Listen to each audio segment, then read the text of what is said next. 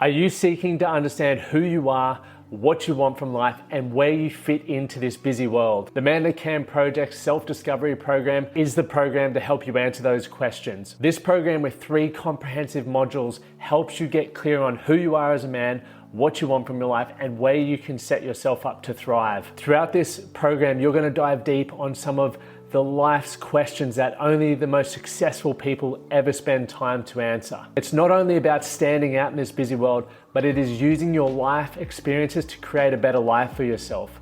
I know that I wish I had this when I started my journey. It would have helped me fast track success and get clear on what was truly important. Once you complete this program, you're going to have a better sense of direction and purpose for your life. You will have more confidence and resilience and a complete roadmap to create the life that you want. Don't wait for tomorrow. Start today. Head over to themanthatcanproject.com and check out the self-discovery program. I can promise you, your life will never be the same. What is up, team? Welcome back to the Man That Can podcast. My name's Lachlan Stewart, and if you're fired up to continue building a better life, learning from some inspiring men, then this week's episode is going to be for you. Mac Hereford joins me on the show, and we talk about his time at Alabama and how it shaped him into the man he is today. Working under coach Nick Saban when he was playing football for Alabama taught him so many important life lessons around time management, structure, and showing up not only for yourself, but for a team. Now, one of the biggest takeaways that I got from this chat was how Mac managed to leverage Alabama. And for me, that was a huge takeaway, because as we grow and evolve and become the best version of ourselves, we can find better opportunities to create the outcomes that we want. And it's really important to acknowledge the work that we did in order to put ourselves there so that we can then create leverage. And it's something that I battled with for a long time. But having this conversation with Mac helped me have a massive breakthrough. So I really enjoyed the conversation and the takes that Mac has around mental health, self-care, and also building great communication skills to develop lifelong friendships for a fulfilling life. So this episode is going to drop you with so much knowledge. As always, before we dive in, if you do get value from it, please take a moment to leave a rating and review and share it on your social media platform and tag me so that I can see what your thoughts are on these episodes. As always, do something today to be better for tomorrow. Let's get into this episode with Mac Hereford. Mac, welcome to the show. Thank you so much. I'm excited to be here.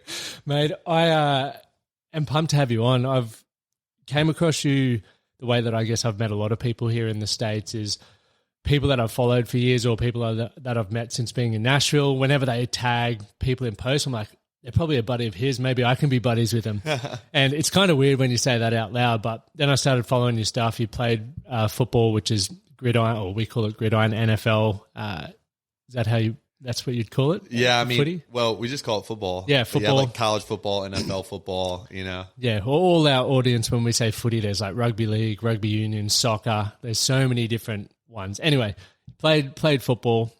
Can you give us a bit of a rundown of who Mac is? It's a big question. You're sitting there going, fuck, man. I know. I'm like, shit, man. This is a loaded question. But I'll try my best. Dang, it's I get that question a lot. I'm like, how do I do this in the quickest way possible, but also giving enough information, but not going into every single little avenue of everything, because that'd take a long time. But essentially, I was born and raised Birmingham, Alabama, which is an awesome place. Love Alabama. Grew up, I was one of 5 siblings, and have two amazing parents. And then I always wanted to play football for Alabama. So that was like my dream growing up. You know, I have books, like little like children's books that when you're in like first grade, you write like, who do you want to be when you grow up, or different things. And in really crappy handwriting, it says, I want to be Alabama football player, not a Alabama football player. It's literally like, I want to be Alabama football player. I am the guy. Yeah. So I always thought that was funny, because a lot of people, you know, at that age, you want to be an astronaut, you want to be a police officer, you want to be an actor, like different things, or an NFL player. Mine was literally just, I want to be an Alabama football player. And I have that book still to this day, which is really cool. I think it was when I was 5 years old that I wrote that in a book, that was like my dream, what I wanted to be. All that to say, it leads up to a lot of, you know, the later day. So that was my dream when I was younger. Grew up in Alabama, you know, played rec league football, played honestly every sport. My parents really want us to get involved in all the different sports. And we're never those like really crazy, like helicopter type parents, you know, parents that are, looking at your stats, trying to make you go to the best coaches. It was if you wanted it, you're going to get it. You're going to go out there and get it, which I always loved.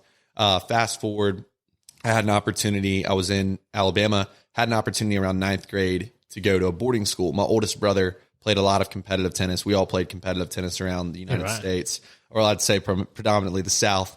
But USTA, which is like you grow up playing, if you play competitive tennis, what you do here in the United States. And so we all grew up doing that. My oldest brother ended up wanting to go to this boarding school. It was crazy because, look, we're in Alabama, to the thought of wanting to go off somewhere. And my oldest brother, I thought was a big mama's boy, is like, what the heck has this got into my oldest brother? He's leaving us. He's leaving us. And so he decided to go to the school. That was that was a hard thing for me at a young age. I think I can't remember what grade I was in, but my oldest brother and I, all my siblings and I are very close, but my oldest brother and I had a unique connection because the ones in between us are twins. And so they would always gang up on me when I was younger, and I would call out to my oldest brother and he would come protect me. We grew up in bunk beds. Like when we were younger, he was on the top bunk. Like I was Step on the bottom Brothers, bunk. where it's like, can we make bunk beds? Yeah, so it was, and we would listen to that Pokemon "You Got to Catch 'Em All" song. I don't know if you've ever heard of that. That's like ingrained in my brain. Pokemon, man. So all that to say, he went.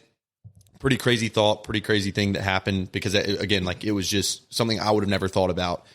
We had one of the twins, one of my brothers who were twins, decided to end up going as well, and then it came time where you can get obviously a certain amount of financial aid and different things once you have a certain number of kids going to this place because it's expensive. It's a boarding school. And I never would have thought I would ever go to a boarding school. Still to this day, I'm like, damn, I really did that. But had an opportunity. I got into the school and to go to this boarding school in Virginia called Woodbury Forest.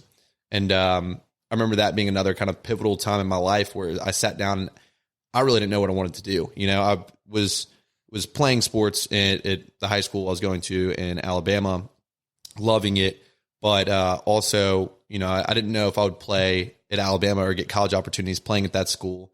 And now I'm presented with this opportunity to go somewhere that, heck, I've only been a couple of times because my brothers are there and it seemed so foreign to me in Virginia. And I'm a huge mama's boy and I love home. I loved home. I just enjoyed my friends. I enjoyed what I had going on there. But this opportunity came up and I'm like, all right, what do I do? How do I decide this? Yep. And again, it was really like one of those things where you're looking at it and you're like, there's no way I'm going to this boarding school, but I'm at least going to present the idea that I might. Long story short, ended up writing down a list that was different things like with faith, with pros and cons, faith, sports, different things that I wanted to achieve in life. And one side had a lot more challenges, but there's a lot more advantages on this side, and growth, room to grow. And then on this side, it was, a lot of comfortability, but things I enjoyed and loved and being around family and stuff like that. And I ended up to the side that was a lot of the challenges and more room for growth was the boarding school option. And so late deadline goes past and then it gets to a point where, now I have to decide, this is the last day. I remember walking downstairs and I prayed about it a lot. And I guess it was just God speaking to me, but I just said, I'm going to be a tiger, which was their school mascot. Yeah. And then the words came out of my mouth and I'm like, holy shit. Inside my head, I'm like, oh God, what have I just done? But I ran with it. Ended up, and I remember my first day at boarding school because you have to leave your parents out, looking up at the ceiling and my bunk bed, and I'm like, what the hell have I done? Fast forward, ends up being some of the best years of my life. It grew a ton, developed, and had some of the best friendships and relationships, met people from all over the world, and really truly became an independent man. I think in my household, my parents did an unbelievable job at raising and developing me, but it was kind of an opportunity at a young age to fully get, you're independent. You're not under your parents' wing. You're out of the nest at an early age and you're having to learn, you're having to grow, face and conquer things on your own. So really appreciative for the, life that boarding school helped me make. And then after that, got an opportunity to be a preferred walk-on at the University of Alabama. And well, can you explain what a preferred walk-on is? Because I've seen scholarships, walk-ons, preferred walk-ons. That just doesn't exist back home. So there's probably a lot of blokes there going, what is that? Let's take a quick break. Are you tired of waking up with a dry mouth, feeling sluggish? I was too, until I discovered the power of mouth taping. I read a book called Breathe, and it opened my eyes to how I could get a better sleep. So I started taping my mouth and the results were astounding. Not only did I wake up feeling refreshed, but the data on my Whoop suggested I was getting more REM and more deep sleep, which led to me feeling better every morning. But I wanted a better solution, not just sticky tape, something that was effective and comfortable. That is why I co-founded Recover Right with a few friends. We are dedicated to helping Australians get fast and easy access to mouth tape and nose tape so you can breathe better, sleep better, and recover right. Use the discount code TMTCP for 10% off at the checkout. Sleep better with Recover Right. Yeah. So, and I'll try to explain it in the way the Aussie audience can understand it as well. But essentially, you have college and university, and there is different divisions. You have Division 1, Division 1 FCS, Division 2, Division 3, whatever. And Division 2, Division 1 FCS, and Division 1 can all offer scholarships. And so I was talking to some Division 1 FCS schools, other, smaller D1 schools, but Alabama reached out and they're like, hey, we have an opportunity. We don't have any scholarships available, but we have what's called a preferred walk-on opportunity. So what that is in Alabama, it changes school to school, I think. I don't think there's one size model for all preferred walk-ons. But the way it works at Alabama is you get a preferred walk-on opportunity, you're coming in, you're not really having to try out. So a lot of guys have to try out for the team. You're coming in, you're with the team in summer workouts, summer training, and you're already on the team coming in. You're treated as almost the same as a scholarship player in a lot of ways. You are meeting with like the academic advisors. You're going to the same meetings they are pre-camp, pre-workout. Yep. So it's literally the same thing, but you're not getting paid scholarship money. So you're guaranteed an opportunity on the team. And you just... And so from a scholarship standpoint, do they pay your way through college? Whereas a preferred walk-on, you have to fund it yourself? Yes. Yeah, cool. Exactly. So and the thing is, luckily for me, I was in state technically, because that's where my residence is Alabama. So I get the in-state, scholar or whatever. It costs less to go in state. Gotcha. But also had some academic scholarships. So you can get a guy's a preferred walk-on. For me, like if I had to pay the full amount, you may have more of a question, but look, here's my dream presented in front of me to play at the University of Alabama. I had academic scholarship, was in state. So it was a lot cheaper for me than it was for most guys. So I ended up taking that opportunity, and that's what that was, and played there for 4 years, 4 of the best years of my life. Incredible memories, experiences. Obviously learning under Coach Nick Saban was, amazing. Graduate from the University of Alabama, ended up getting my master's in marketing at Vanderbilt, was going to play my 5th year football there, ended up training with those guys. It was the COVID season, had lost 2 grandparents, one shortly after the other. And it was just mentally, it was a challenge. You're in a new environment. I'm living by myself up here at Vanderbilt. But I wanted it for the opportunity to play, get on the field more. And just thought, I can't say it mentally. It was so tough because it didn't feel like real football. And I'm a person who would never tell anyone, during that time, I was like, anyone who opts out, they're weak. They're weak. That's the mindset. But then it came to the point where I've lost 2 grandparents. I've suffered a little bit of injury, had a hamstring thing going on, and other stuff. And it was just I was beaten down. I was tired, so much anxiety. I needed to get back, obviously, for family. And if you go back, you have to quarantine for a certain period of time.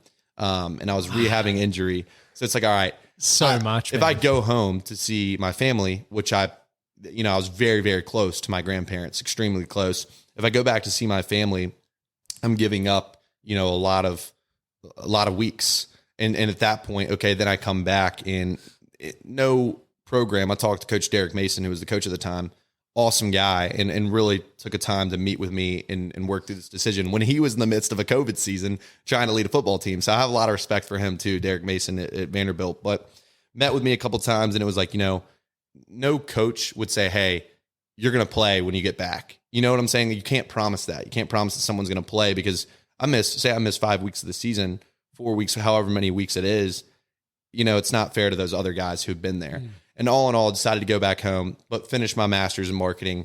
And after that, had just jumped into the real world to where, again, I could go on and on about the details throughout the story, but to essentially where I am now. And that's, I do a little bit. I like to say I have two buckets. I have a content side of things that's more of the, doing personal brand deals, doing activations with companies or brands where I'm posting stuff or making videos. And then there's the other side of it, which is I like to call, I'll put it under the consulting umbrella or entrepreneurship umbrella, where I'm doing a variety of different things. I'm forming strategic relationships. I am helping on brand building, whether it's for personal for people, or for brands and businesses, and helping. I manage some things like some activations, connect people. The list, it's pretty crazy and hard to understand. Everyone always asks me like, what do you do? And I'm like, dude, if I could tell you what I do in a simplified way, I would love to do it. So I end up really just telling people when they ask me what I do, I'm like, consultant and like content creator. Easy. But that's just, it goes way beyond that. So, but I find it fascinating, and I think it's so cool. I always get very intrigued when I see people from a sporting background go into like a more creative side of things, because for myself, I'm so, I guess, rational and logical, and my wife's, everyone that I surround myself with is creative. They don't run on a time schedule, and I love it because it's helped me sort of let go of a lot of control in my life. And there's a guy here, Lindsay Rhymes, who's written a heap of songs with Nate Smith and all of that, and he used to play professional rugby back in home, and now he's got, I think 3 or 4 Billboard #1s. And so I spend a bit of time with him trying to work out how he did that transition, because he was much like me. He's like, bro, you just got to let it go, man. I'm like, it's fucking tough. So when I meet people like yourself who've done that well, how was it going from the structure of football, especially at Alabama and then Vanderbilt, to then now running your own show, having more of a creative flow with things? Yeah, so it's a interesting point you bring up, because again, most people, you're in this structure, and we're talking about 4 years under Coach Nick Saban. We're not talking, you're not creative to that point. Yeah. You're sticking to what he's telling you to do.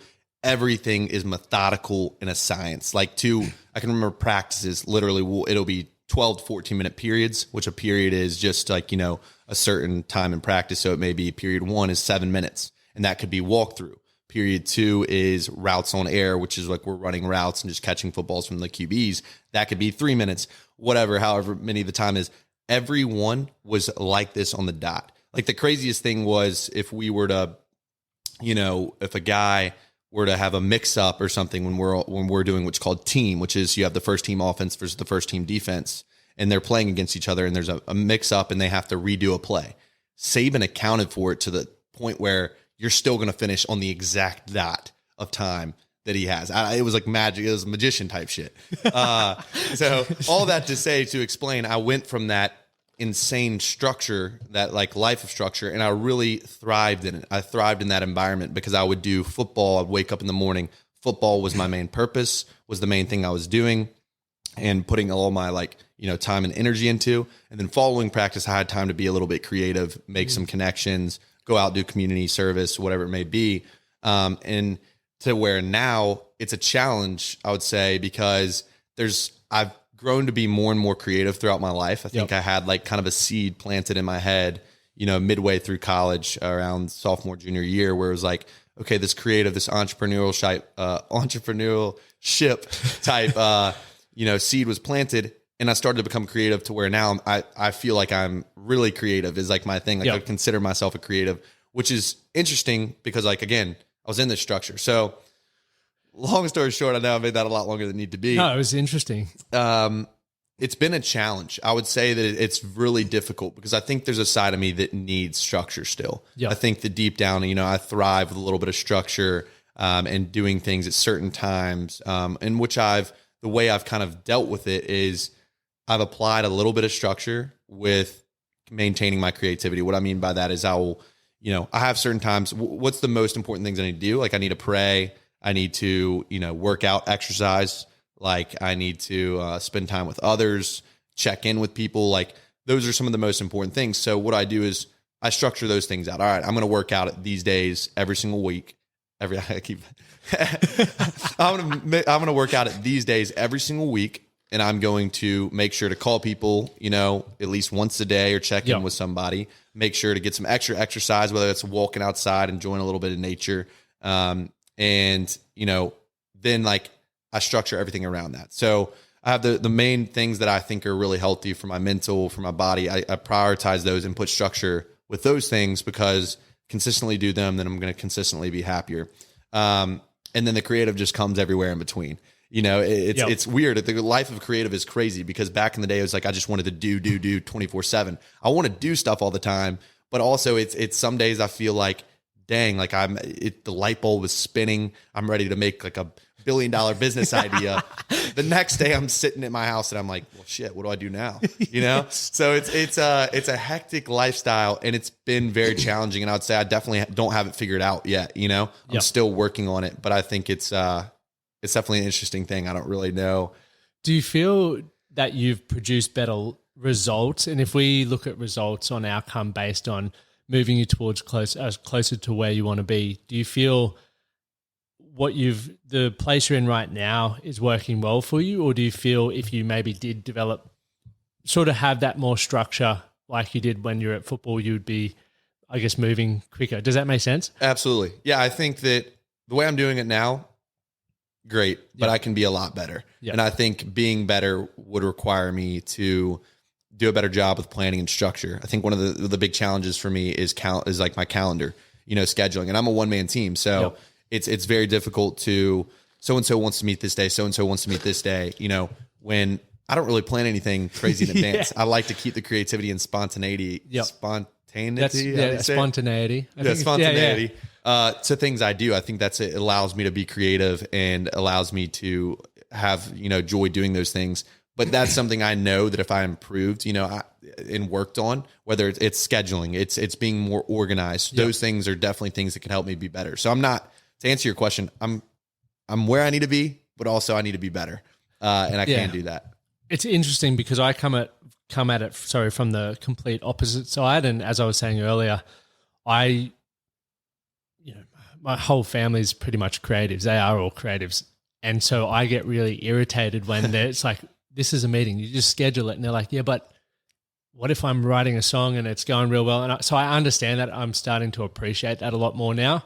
And since I've been living in America, like even when we went back to Australia last month, I went straight back to like 5 a.m. till 8 p.m. I'm on. And like, I got a lot of shit done, but I was anxious. I was chewing my nail. Like I noticed a lot of things that I'd never really noticed. And then I come back here where I don't really technically start work until 2-3 p.m. because that's when Australia wakes up. So it's cool. I can play golf this morning, have a yarn with you, do another podcast after, hit the gym, then I'll start work. And I love that a lot more because I have more time to think and I guess explore that creative side of myself because I am an entrepreneur. I've got the podcast and the business, etc.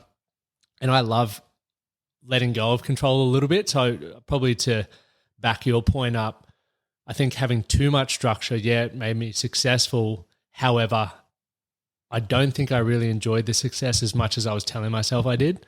So I think there's this weird balance where you've got to try new stuff, especially when you're a one-man band. I'm back to a one-man band now. It's like you get to do what you want. Yeah. And that's the fun part about it. If it's not working well for you, that's on you. If it is working well, that's on you. I love that. I know. It's great. I love it. I've wanted to be honest, I want to get to the point where I do have a team and I'm able to build out a team and develop that. But the biggest challenge for me is I think I get a little bit fearful. Trust is, I would say it was what it is. It's like, you know, can I trust so-and-so to do things the way I want it to be done and it's hard because you can't really replicate. So your brain and my brain are different. Yeah, you know what 100%. I'm saying? And so it's hard to replicate my brain into someone else's brain, but it takes time to train them and teach them in your way. And that's a big investment. And so it's like, dang. And then it's like, you know, someone may be good at something, but they want more than they think they deserve. Or, you know, I avoid I'm like, okay, I'm not even going to put up with how much should I pay someone because I feel bad. I want to pay someone how much they're worth. But at the same time, like, how do we determine that in this day and time? And like, you know, health benefits, like I don't even know how that works to set up I have an LLC, but I'm like, I don't even know how this works to hire out people really.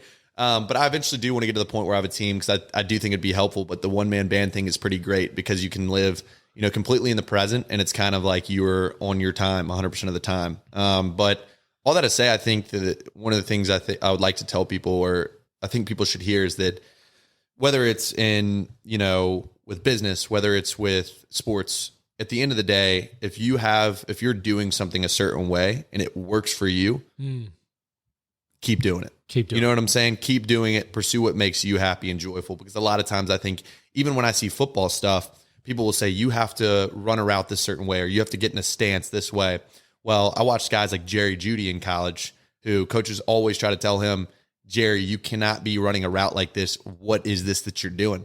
And all I'm seeing on the film is Jerry Jeudy toast some defensive back and get a touchdown. And I'm like, okay, why are we telling this guy to not do something if it's being successful? Now, I'll get doing things the right way, but I think that like at the end of the day, if someone can be successful doing something their way, that you have to open up your eyes a little bit and be like, maybe their way is the right way for them. Correct. You know?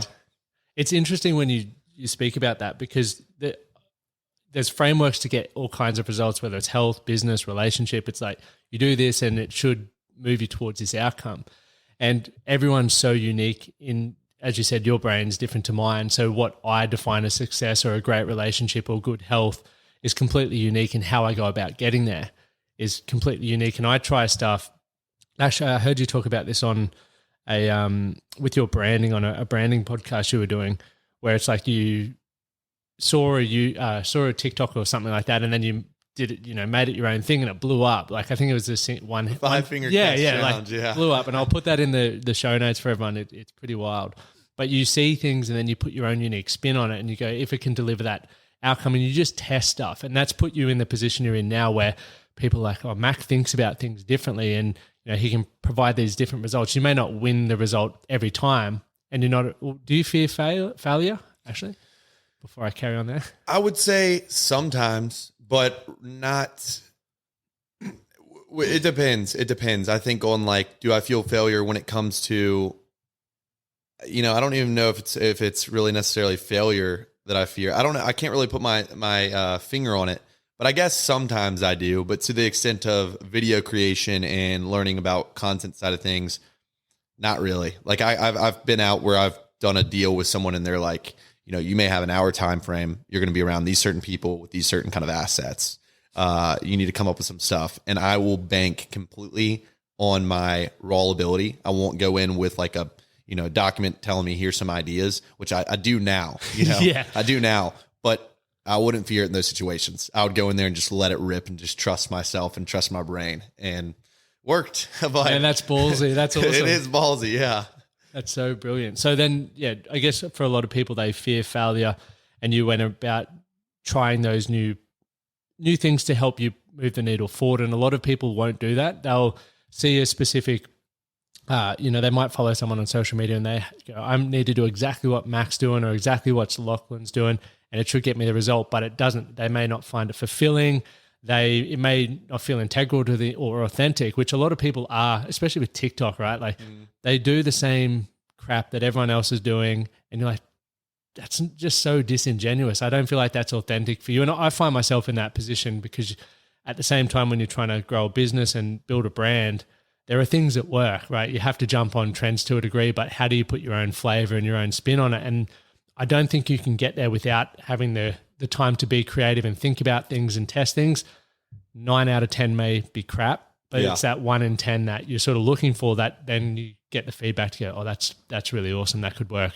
Yeah, 100%. I think one of the things I tell people, if you're looking to get into the creative space and you're looking for a style of content to do, one of the ones that I've seen success in is storytelling. And people are always saying, when I get in front of the camera, it comes off different. Well, I'm just thinking about this because it's hot on my mind. But one of the things I told someone the other day is, look, one of my most viral videos that I story told, because I don't do it a bunch of the time, but one of the most viral videos I story told is, okay, if you have an experience. So for example, the one that I had was I was playing at McCabe Golf Course, local municipal. Dude, I was playing there this morning. Local municipal golf course, and I got paired up with a random. His name was Bob. Do they actually do that? Pair you up with randoms, or you? I did that. You can do that. So you can go out there and you meet all these random people, and a lot of times you'll just be like, hey, like, do you mind if I tag along? Like, instead of you playing by yourself, because it would take longer, let's pair up. And so cool. I pair up with this random guy named Bob. Ends up telling me this crazy story about his life. How he owns this burger shop and he loves burgers, and he's telling me about how we need a birdie bottle and all this. And I go and tell this story. And the reason it worked, and it's because it was a challenge for me to storytell. I would love to do that. I would love to get a camera and be able to tell stories consistently. But a strategy is whenever you have a story or something happen to you, an experience, you're exhilarated or it's fresh on your mind. And so you're going to tell it naturally the best you can. So the thing I would encourage people to do if they're looking to create a cool story piece of content, obviously you have good stories that you had happen in the past, but really let that creative seed just grow in your head. And okay, boom, Lachlan goes out and an alligator tries to like bite someone's head off or something. You have that experience. Get your phone out after, like talk about it, because you're going to be wanting to just tell it, and you're going to tell it more natural than you would 45 minutes later, hour later. You're not going to tell it the same, but when it's fresh on your mind, you can't even be thinking because you're so like excited wrapped up in the experience. Up, yeah. Yes. So that's one thing I would say is really helpful for people if they're trying to do story creating content and just tell a story themselves. And you love to learn through experiences. I remember listening, like, I don't read books. Yeah. I love learning through experience. And I believe for myself, I do read a lot and I love it. I learn a lot. However, everything that I do in all the work is like implement stuff, get the experiences, because it's always going to be different to the book. So for yourself, what have been some of the greatest things you've learned through experiences over the last couple of years? Gosh, yeah, it's funny. I think to the people out there, I know Everyone's like burning their bookshelves right now. Yeah. I to be completely honest, like you said, I've read very, very few books. It's not something I'm necessarily proud of. And I just read a book the other day for the first time in years. Well done, man.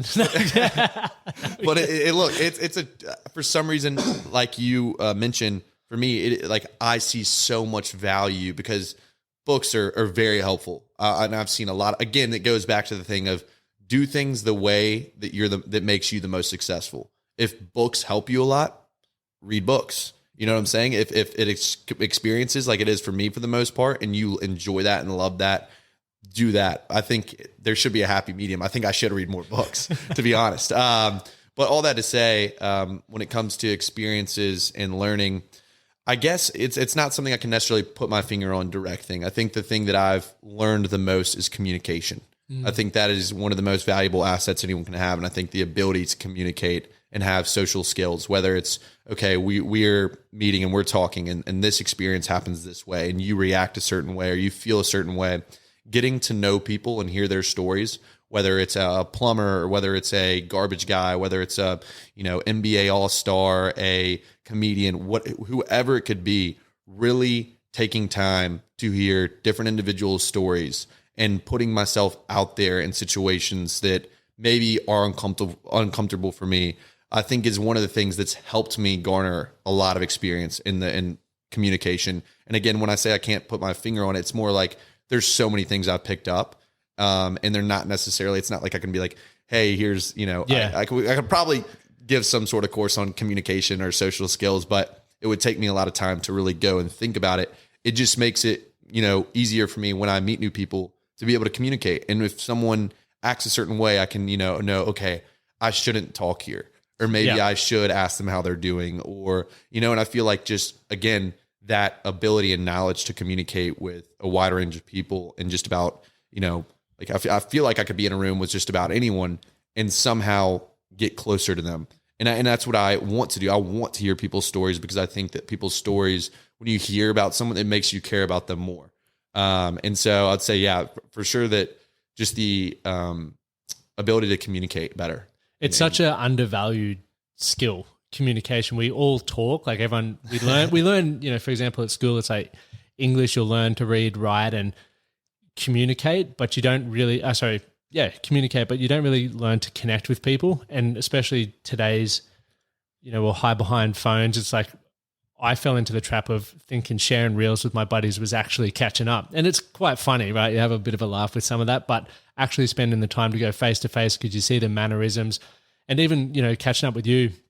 I go through these phases where, I'll be chatting, even Todd Anderson as well, we were going to do a podcast before I left, but it, didn't happen, but I don't want to pester people. And then when we are catching up, I'm like getting this anxious feeling where I'm like, fuck, why, what if, it blows up or, all the stuff that goes through your head. However, I believe it's important to continue putting yourself in those situations because much like yourself, I can be put in a room with people from all walks of life and make them feel comfortable, learn a lot from them. A great quote that I heard years ago was, everyone's an expert in something that you're not. And because I used to brush people off if they weren't an athlete or whatever, whereas now anyone, I'm like, what can I learn from this person? I'm curious, ask better questions, listen, see how they relay those stories. And a lot of people are lacking that, which is why the loneliness epidemic is happening. People feel disconnected. Even though we've got social media, we can post shit and it looks like life's amazing. Is it really? We don't ever know. We just take it as face value. So I think that's a really important point and something that you do extremely well. I know for you going from football, was there a period in your life when you went from football to what you're doing now where you had like a loss of identity, or how did you navigate that transition period? Yeah. Short answer, yes. Yeah, I would say from the period of finishing football to jumping into the real life, definitely had an identity crisis. It was very tough. I grew up and a lot of what I wanted to do and invested my time into was football and sports. And, when that ends that one day, I've talked about it with a buddy of mine who's a former player on his podcast, but essentially it's like that Shawshank Redemption moment where you're coming from the prison and, not comparing football to prison by any means. I loved it. I mean, I would have loved to be in that. Something you are doing and you're taught to do and you've learned over time. And then you get to this world where that's gone. Well, what do I do now? You've been told by coaches, everything is revolved around this one thing of football, and it's a lot on me because I wish that I would have prioritized things a little bit differently. But also it's hard because when football is such a celebrated sport like it is, and especially in the University of Alabama, huge, everything revolves around it. And so you got fans, you got teachers, you got coaches. Everyone wants to make sure you're doing the right things so that you can be the best football player you can be. And Coach Saban did a good job of trying to help us realize the best person you can be as well. But again, after all those years of trying to get to this goal and then it's gone, I struggled a lot. Like, it was very, very tough. I found myself, Uber Eatsing on the couch, like day after day after day, just sitting there going online on class, like not even getting my master's at Vanderbilt. Some days I wouldn't even have my face on the Zoom call. And it's like, I felt like almost like lifeless. Like I was down, I'm like, damn, like, and then I obviously had lost 2 grandparents and now I'm not playing this sport that I loved. It was a really big challenge. And I definitely had an identity crisis. And I think, what was going through your mind at that period of time? Because for me, people say they're down and you see them, I guess, ride the highs and lows, but what was going through your mind at that point in time? Like, did you feel worthless? Like, can you give us a bit more of an insight to that?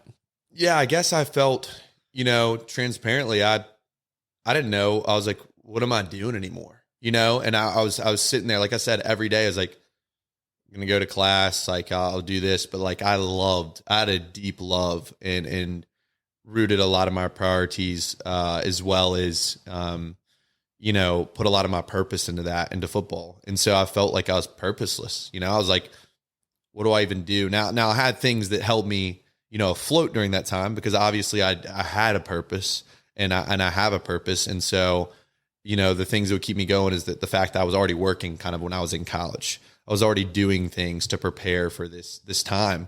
And I still let it, it still was a rocky ship. But I would say like I just didn't want to move. I didn't want to go do anything. I didn't know what to do. Like it was like literally every day, get up at this time, do this, do that, do this, do that. And now it's a race. And you're like, what do I do now? So it's a hard feeling to describe, but I would just say, all in all, it was extremely tough. And I would be lying if I didn't say it was one of the harder times, throughout life and just figuring out, what's next. And I still think to this day, I'm not like, it's not like I've completely, like football still sticks in my head and I still battle with like a bit of who am I, after football. I'm not saying it'll never go away, but it's definitely going to be a challenge I'm still going to have to face, and I've faced for years and still face today. It's just a lot lesser extent because I've found things I enjoy and found purpose and passion in different things, and learned things over time. But yeah, It was a struggle. Rocky for sure. road. It was a rocky road. What, I guess, advice would you give to someone who is doing it mentally tough, whether it's coming from the sporting background or just in life in general? Yeah. So like you're asking it for just anyone who's going through a tough spot. Yep. Yeah. I mean, the main thing I would say is someone told me this the other day and it really hit me, but you may not think you're good enough. You may see people around you doing more. You may not feel like you're getting the results that you want. You may be injured and down. You may be sad. The thing to remember is that God has you in the spot that you are, and that's exactly where he has you. That's where you're supposed to be. And it's not where it's not saying you don't need to do more. It's not saying you don't need to work to try to get out of the area, but like sometimes take a deep breath and realize like right where God needs me to be. You know what I'm saying? It's a refreshing thought and feeling. And someone told me that and I was like, damn, because I was like, this is not going well. This is not going well. But like, look, God's got me right where I need to be for a reason. And there's a reason he has me here. Now, does that mean I don't do anything from this position on? Absolutely not. But just realize that, feel comfort that you're where you need to be. It doesn't matter where so-and-so is. It doesn't matter what results you're getting, what are these things, like you're right where you need to be and you're going to be okay. And you're actually better than you probably think you are.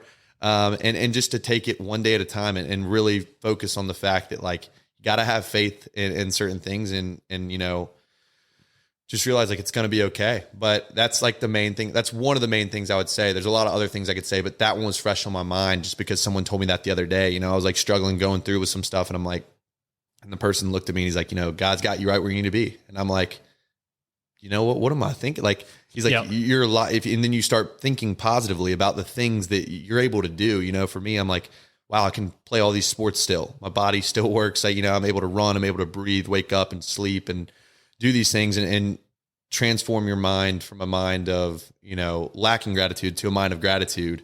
Because once you have that mind of gratitude, then you're able to, have a mind of joy in a sense, So be thankful for a lot of things and think about the things that you are thankful for and blessings that you do have rather than, this is going on or that's going on. Be grateful for where you're at and be grateful for the things that you've been able to accomplish or have in your life. Do you find it challenging, especially in the position you find yourself in where you obviously have a certain level of influence? You've come from Alabama, you're doing a lot of great stuff, and then obviously you're around a lot of people doing a lot of great stuff with that whole comparison experience. Like I feel for myself, like I'd look at someone like yourself or a lot of other people and I'd be like, how do I get to where they're at? And I've done this my whole life, even the position I'm in now where I can live abroad, etc. This was what I once wanted 4 years ago and now it's not enough. And then from what you just said, I'm like, oh man, if I just, I guess, look at the big picture, I'm fucking killing it. Like Exactly. Life's amazing. But then, 2 hours time, I'll be looking back at, thinking about this. I'm like, right, what can I do to continue growing and getting to where I think I should be? So is it a big challenge for you managing that? Especially you travel a bucket load as well. Yeah. I don't know how you do it. So managing all of that from the comparison side of things. Absolutely. I think that like basic human nature, we compare, and with today's society and today's age, social media is a big reason we do that. When you have the best, everyone's putting out for the most part, the best of the best, and it's broadcasted everywhere, man. Directly to your phone. You get to see, oh, so-and-so just won a gold medal. So-and-so's this, so-and-so just got this, whatever it is. There's a lot of things and people are sharing their proudest moments for the most part. And so I think it's very hard at times for people to see, you see these things, or for me, like, look, I train with a guy who played in the NFL, is, still doing stuff, is still pursuing ball. And it's like, I find myself like comparing myself to him, like, okay, he's lifting like this much. I need to be lifting this much. And sometimes I'm like, Mac, like this guy has been playing in the year, played in the league for 5 years. And, you haven't been out of the league. You're not even in the league. You played college football and you're comparing yourself to this guy. Like, look, you're 27 years old. I have to tell myself I'm 27 years old. I'm running fast. My body's still working well. Like, so again, yes, the comparison thing becomes a challenge. I think what's definitely helped me is knowing that you're never going to be content or joyful when you decide to compare these different things. Okay, how do I become this person, or how do I be this person, or how do I get to this level? Again, going back to what I was saying earlier, like you have to find personal happiness and joy. And one of the things I challenge people to do is truly look at your life and say, what do I really want? And would this really make me happy? Because the Lachlan who was here, now you're here. And you probably thought when you were prior to this spot that you would be happier when you're at this spot. And now it's like, oh, now I got to get here. And it's like, think about and really challenge yourself instead of comparing. And it's very hard to do. I'm not saying I don't do it, but instead of comparing yourself to others, try to really think like, what's really going to bring me true joy? And then you start to find yourself, like I've started to find myself, I don't really consume a bunch of like, other media and try to compare myself anymore, because I'm like not content, but I'm like, damn, like, doesn't matter how much money I make. It doesn't matter this or this or that. Yeah. Like at the end of the day, what matters is, am I going to be happy doing what I'm doing? And is it going to bring joy to other people and myself? And, all these other variables, who gives a shit? Yeah. Like who gives a shit? If you can be happy, that's the true thing. If you can be joyful, and finding that true joy is what I encourage people to do. Again, it's very hard in today's world where it's so much work and so much, everything's being broadcast to everybody. Yeah. But it's helped me in the comparison way of just saying, look, like what really brings me joy and what are the things that make me happy? And I'm going to pursue those things and invest my time into those things. That was another thing I took away from listening to a podcast with you when you were at Alabama. You were thinking about the community work that I mentioned and then networking, and you obviously were trying to play at the elite level of football, but you're also thinking at some point, whether I play NFL or I don't, football comes to an end. I played elite footy. I played over in France and all of that sort of stuff, and I never thought about that. And I had probably a 3-year stint where after I retired, where I was like, I fucking have nothing going on. Whereas you've just sort of moved into another career. And I think it's a really good thing to touch on for people now, like the actions or the things that we do today do influence our tomorrow. And when you can sort of stop and think about where do I want to be in, the next couple of years, whether it's from a relationship standpoint or your health, how do I want to look, feel, be able to move? What do I need to put in place today in order to do that? You would have been early 20s when you were already thinking about that. Where do you feel that came from? Because I didn't start thinking about it till I probably was 27, and I was like, far out. It's a good question. I'm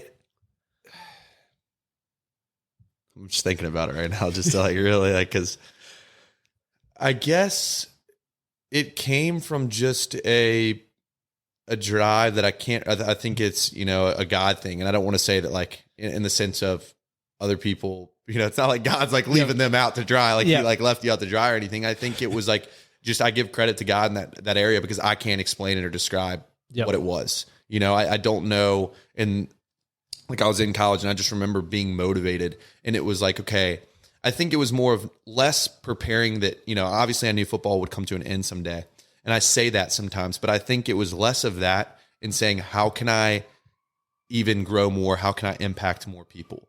And while I was already at Alabama, okay, the way to do that is let me utilize the place I'm in to reach out to as many people as possible, show people behind the curtain, encourage people, go out and do community service, do these things, because like while I'm in that certain position, make the most of it. And then that in turn continued to build I knew like at the same time I was building to impact people, I was also building for life after ball. But yeah, I would say it was a God thing because I can't really tell you, like it just came to me. It was like, all right, I want to put in more work. I wanted to grind. I think just knowing my purpose was, a lot bigger than the game. Like at the end of the day, having that my purpose is bigger than that.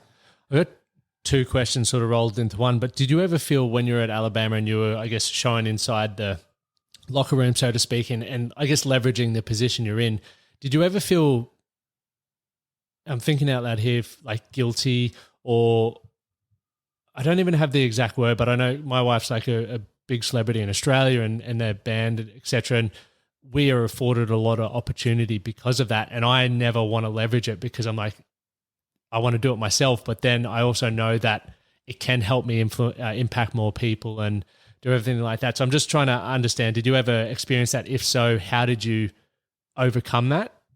Yeah. So I never felt any guilt of leveraging Alabama. The reason why is because, look, it was my dream to play there. I worked my ass off. Yep. Was getting up early in the morning, putting my time in, doing the things I needed to do. And I was giving them so much. And Alabama wanted to give. They want us to succeed, especially Coach Saban wanted us to succeed as men and as people. And so I never felt like, oh, like, you know, I'm leveraging this because, like, no, I was putting in the work day in and day out at this university, and I wasn't getting to, you know, get out there on Saturdays for the most part. Like, I was on the field, but like I wasn't out there getting the reps, getting the playing time that I wanted. And so it's like, okay, what can I get out of this? And some of the coaches would encourage us, like, different coaches would say, you know, make sure you're getting the most out of where you are, because there's a lot of value to playing there, and they want us to take that value and use it. So I never really felt anything guilty about it, just because of you know, I was putting in so much goddamn work that I'm like, all right, like this is, you know, like this is a way. I mean, there's a lot of things during the time that I was like, I took for granted, but at the same time I was like, I need to leverage this, and I don't feel bad doing it, because that's what we're there. That's part of the reason you go to a school like the University of Alabama is for that opportunity, you know? Yeah. Thanks for sharing that. That's one of the biggest things I struggle with, I guess, from that whole leveraging standpoint, but it's definitely something that I want to do more. We've got, you know, incredible networks and communities that can help continue growing. Just to wrap up, because I want to be mindful of your time, what's one thing that you're working on at the moment that you're most excited about?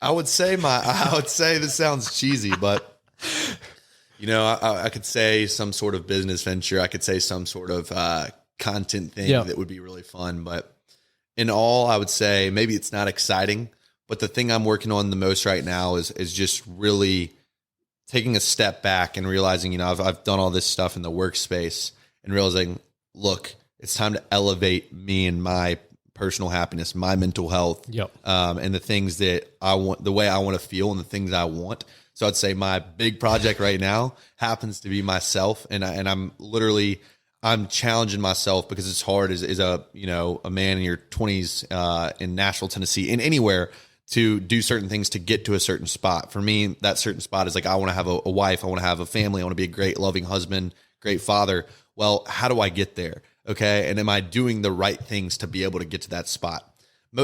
Sometimes yes, sometimes no, but what can I be doing better to get me to that spot? And so that's, I would say, is the biggest thing I'm doing right now, is taking some time to have fun projects coming up and stuff that people will see. But, for now, I'd say that's the biggest project, is just me, and just taking a step back. And even people see I'm busy all the time, I'm doing stuff, but I'm really taking a lot of time right now as well to focus on myself, work on myself, and try to be a better man, better person.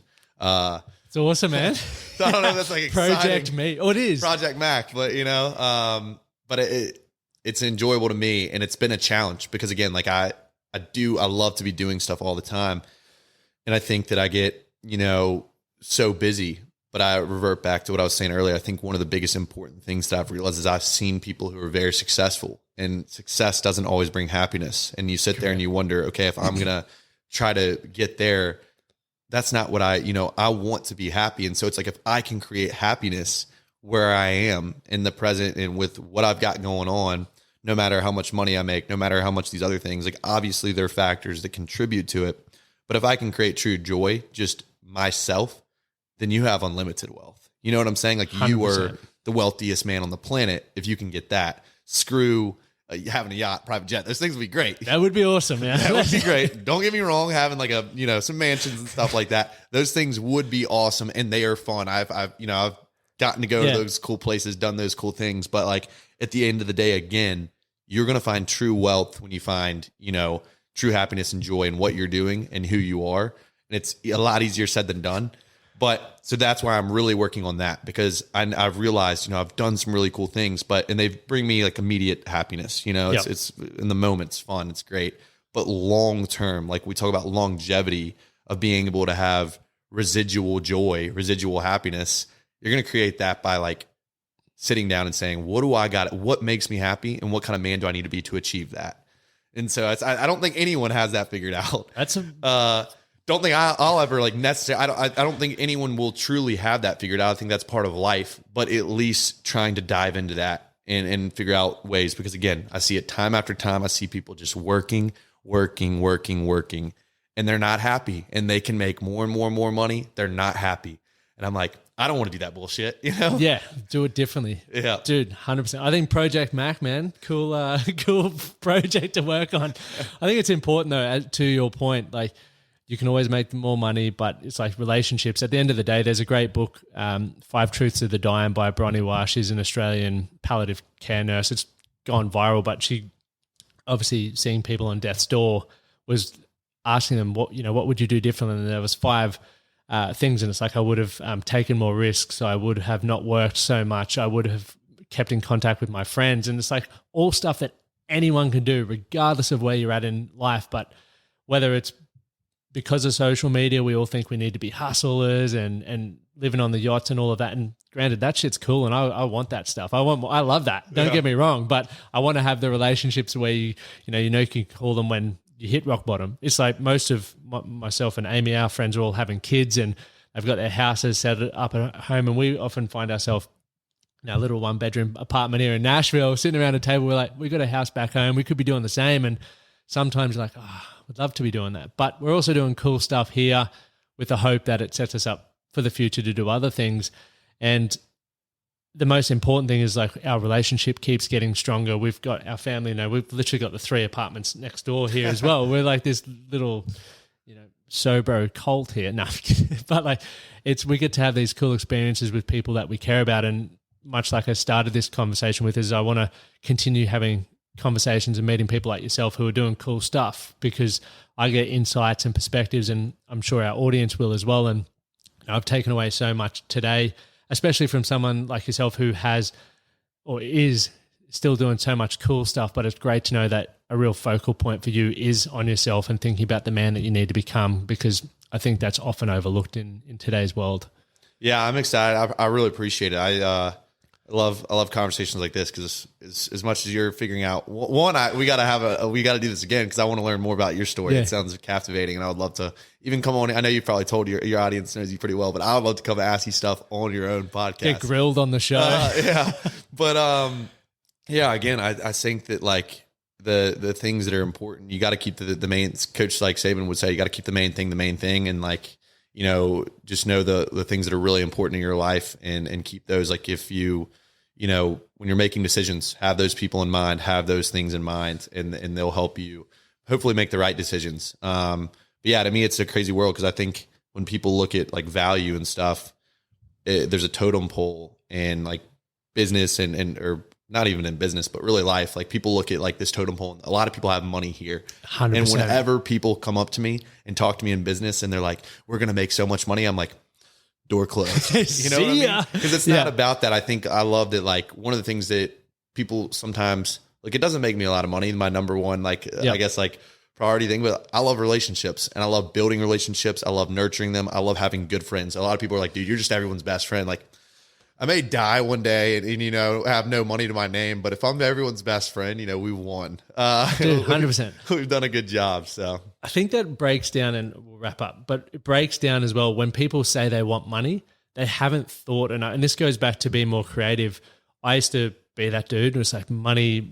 I used to track everything. I still track a lot of stuff, but when I'm like, well, I want more money, what do I actually want?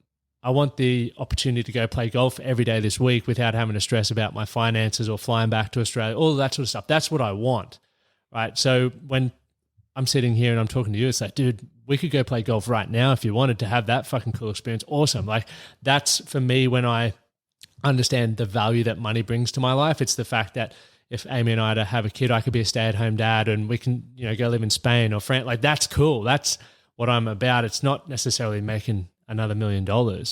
But to most people who haven't necessarily thought about it enough, that is the thing, and that's what we reward. But it's like, what about the dudes who are literally doing what you're doing? I watched what you're doing and I'm like, oh, that's sick. Playing golf, hitting the gym, like living a really cool life. And I value those things as well, which is why I reached out to you.